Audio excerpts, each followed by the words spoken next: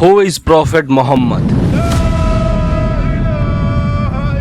आज हम बात करने वाले हैं एक ऐसी हस्ती के बारे में जिनका नाम हर रोज दुनिया भर में करोड़ों बार लिया जाता है। एक ऐसी शख्सियत जिसकी तालीम ने सिर्फ अरब ही नहीं बल्कि पूरे दुनिया की तारीख को बदल दिया। आज से लगभग 14 साल पहले अरब का माहौल बिल्कुल अलग था। उस वक्त लोग कबीले में बटे हुए थे। छोटे छोटे बातों पर सालों तक जंग चलती थी। ताकतवर कमजोर पर जुल्म करते थे। यतीमों का हक छीना जाता था और कई जगह तो बेटी को जिंदा दफन करने जैसी रस्म मौजूद थी। लेकिन इसी दौर में एक ऐसी शख्सियत दुनिया में तशरीफ लाए जिन्होंने इंसानियत की तारीख हमेशा के लिए बदल दी। वो शख्सियत थे हजरत मोहम्मद मुस्तफ़ा सल्लल्लाहु अलैहि वसल्लम। करीबन 570 ईस्वी में मक्का मुकर्रमा में कुरैश कबीले के एक इज्जतदार खानदान बनु हाशिम में हजरत मोहम्मद सल्लल्लाहु अलैहि वसल्लम का विलादत हुई। आप रसूलुल्लाह के वालिद का नाम हजरत अब्दुल्ला था, जिनका इंतकाल आपकी पैदाइश से पहले ही हो चुका था। आप रसूलुल्लाह के वालिदा का नाम हजरत आमीना था, यानी आप इस दुनिया में कदम रखते ही यतीमी की जिंदगी शुरू की।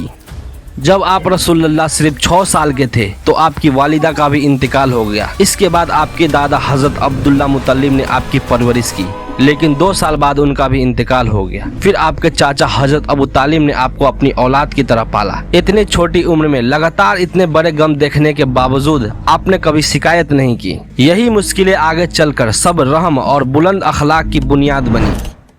बचपन में आप बकरियां भी चराते थे। जैसे जैसे आपकी उम्र बढ़ी, आपकी सच्चाई, अमानतदारी और खुश अखलाकी पूरे मक्का में मशहूर हो गई। लोग आपको अल अमीन यानी अमानतदार और अल सादिक यानी सच्चा कहकर पुकारने लगे। उस जमाने में जब धोखा और झूठ आम बात थी, आपकी ईमानदारी हर इंसान को मुतासिर कर देती थी। जवानी में आपने तिजारत शुरू की। आप शाम और दूसरे इलाकों तक सफर करते और कारोबार करते। हर जगह लोग आपकी सच्चाई और इंसाफ से बेहद मुतासिर होते। वही वजह थी कि आपकी पहचान सिर्फ मक्का तक नहीं बल्कि दूसरे इलाकों तक भी बनने लगी। हजरत मोहम्मद सल्लल्लाहु अलैहि वसल्लम अब जवान हो चुके थे। पूरे मक्का में लोग आपकी सच्चाई, अमानतदारी और बुलंद अखलाक के मिसाल देते थे।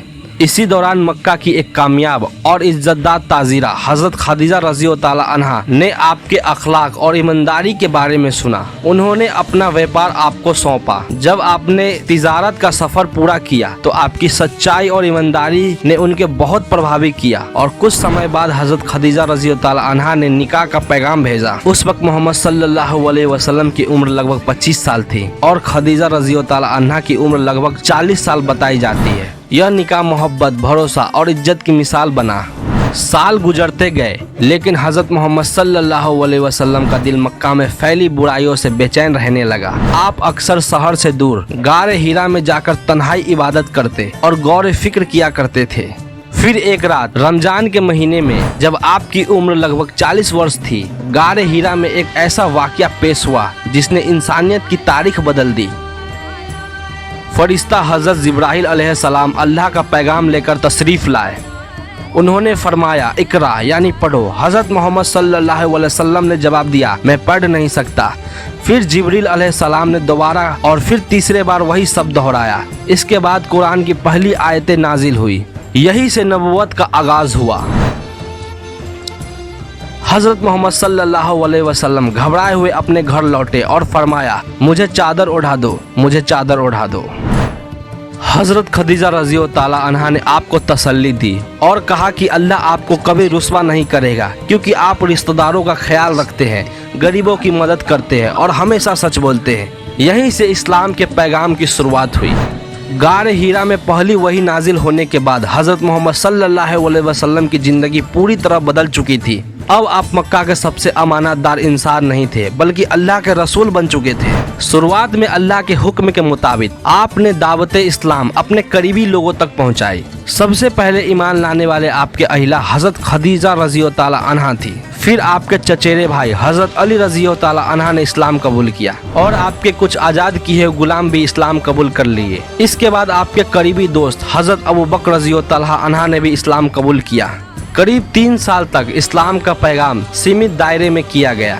फिर अल्लाह का हुक्म आया कि आप खुलकर लोगों को अल्लाह की इबादत की दावत दे। आप रसूलुल्लाह ने लोगों से फरमाया, अल्लाह एक है, उसी की इबादत करो और बुतों को छोड़ दो। लेकिन यह बात मक्का के बहुत सरदारों को पसंद नहीं आई। उन्हें डर था कि अगर लोग बुत परस्ती छोड़ देंगे तो उनकी सामाजिक और आर्थिक हैसियत पर असर पड़ेगा।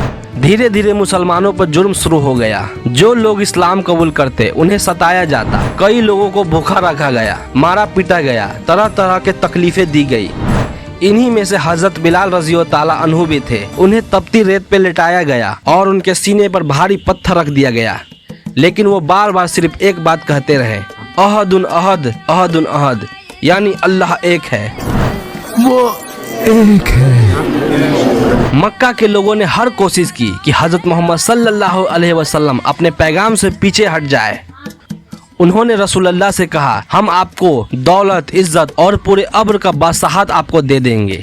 लेकिन आपने साफ फरमा दिया, अगर वो एक हाथ में सूरज और दूसरे हाथ में चांद भी रख दे तब भी आप अल्लाह का पैगाम पहुंचाना नहीं छोड़ेंगे। इसके बाद कुरैश ने मुसलमानों और बनु हाशिम को बाइकआउट कर दिया। कई साल तक उन्होंने बहुत कठिन हालत गुजारी। फिर एक और बड़ा गम आया। पहले आपकी प्यारी अहिला हजरत खदीजा रज़ी ताला अन्हा का इंतकाल हो गया और कुछ ही समय बाद आपके चाचा हजरत अबू तालिब भी दुनिया से चले गए। इस साल को इस्लाम इतिहास में गम का साल कहा जाता है। लेकिन इतनी मुश्किल के बावजूद हजरत मोहम्मद सल्लल्लाहु अलैहि वसल्लम ने अपना मिशन नहीं छोड़ा। अब अल्लाह ने इस्लाम के लिए एक नया रास्ता तैयार कर दिया। मक्का में जुल्म लगातार बढ़ता जा रहा था। मुसलमानों के लिए अपने दीन पर कायम रहना दिन पर दिन मुश्किल होता जा रहा था। इसी दौरान मदीना से कुछ लोग हज के मौके पर मक्का आए। उन्होंने हजरत मोहम्मद सल्लल्लाहु अलैहि वसल्लम की बातें सुनी और इस्लाम कबूल कर लिया। फिर उन्होंने अर्ज किया, या रसूलल्लाह, आप मदीना तशरीफ लाए, हम आपकी हिफाजत करेंगे। फिर अल्लाह के हुक्म से मुसलमान एक एक करके मदीना हिजरत करने लगे। जब कुरैश को इसका पता चला तो उन्होंने हजरत मोहम्मद सल्लल्लाहु अलैहि वसल्लम का कत्ल करने की साजिश बनाई। योजना यह थी कि अलग अलग कबीले के लोग एक साथ हमला करेंगे ताकि किसी एक कबीले पर इल्जाम न आएगा। लेकिन अल्लाह ने अपने रसूल को इस साजिश के बारे में खबर दे दी। उस रात रसूलुल्लाह ने हजरत अली से अपनी जगह पर सोने के लिए कहा और खुद अपने सबसे करीबी साथी हजरत अबू बकर के साथ मक्का से रवाना हो गए। फिर वो दोनों कुछ समय के लिए एक गुफा में ठहरे। जब दुश्मन गुफा के बिल्कुल करीब पहुंच गए तो हजरत अबू बकर रज़ी ताला अन्हु को फिक्र हुई। तब हजरत मोहम्मद सल्लल्लाहु अलैहि वसल्लम ने फरमाया, गम न करो, बेशक हमारे साथ अल्लाह है। आखिरकार आप रसूलुल्लाह सलामती के साथ मदीना पहुंच गए। मदीना के लोगों ने आपका शानदार इस्तकबाल किया। यहीं से इस्लाम तारीख का नया दौर शुरू हुआ।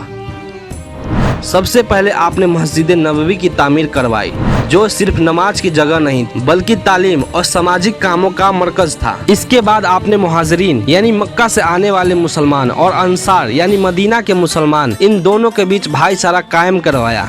इस भाईचारे की मिसाल दुनिया भर की तारीख में बहुत कम मिलती है। मदीना में आपने अलग अलग कबीले और मजहबों के लोगों के साथ सामाजिक समझौता भी कराया ताकि सब अमन और इंसाफ के साथ रह सके। लेकिन मक्का के सरदार अभी भी इस्लाम के खिलाफ थे। इतनी चुनौतियों के बावजूद इस्लाम का पैगाम फैलता गया। अब वह दिन करीब था जब हजरत मोहम्मद सल्लल्लाहु अलैहि वसल्लम बिना खून खराबे के मक्का में दाखिल होंगे।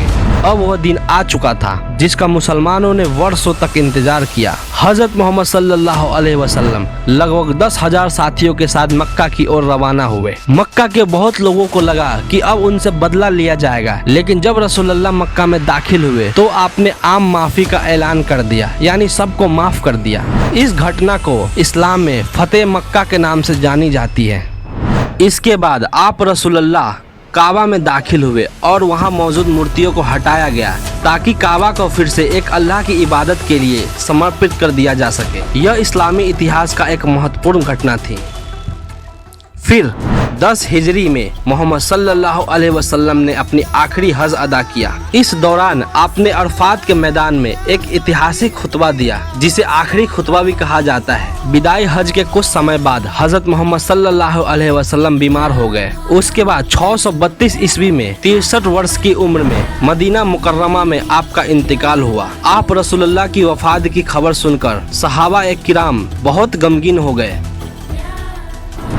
उस समय हजरत अबू बकर रज़ी ताला अन्हु ने लोगों को याद दिलाया, जो मोहम्मद सल्लल्लाहु अलैहि वसल्लम की इबादत करता था वो ये जान ले कि मोहम्मद सल्लल्लाहु अलैहि वसल्लम का इंतकाल हो चुका है, और जो अल्लाह का इबादत करता है वो अल्लाह हमेशा जिंदा है और कभी नहीं मरेगा। आज दुनिया भर में करोड़ों मुसलमान हजरत मोहम्मद सल्लल्लाहु अलैहि वसल्लम को आखिरी रसूल मानते हैं और उनकी सुन्नत पर चलने की कोशिश करते हैं। उनकी जिंदगी मुसलमान रहमत, इंसाफ, सच्चाई, अमनदारी, सब्र और इंसानियत का की खिदमत की मिसाल मानते हैं। चाहे बात माफी की हो, पड़ोसी की हक की हो, यतीमों की देखभाल की हो या गरीब की मदद की, हजरत मोहम्मद सल्लल्लाहु अलैहि वसल्लम की नसीहत आज भी दुनिया भर के मुसलमान मार्गदर्शन का स्रोत मानते हैं। अगर आपको यह डॉक्यूमेंट्री पसंद आई तो इस वीडियो को लाइक करें और द सीक्रेट स्टोरी को सब्सक्राइब करें।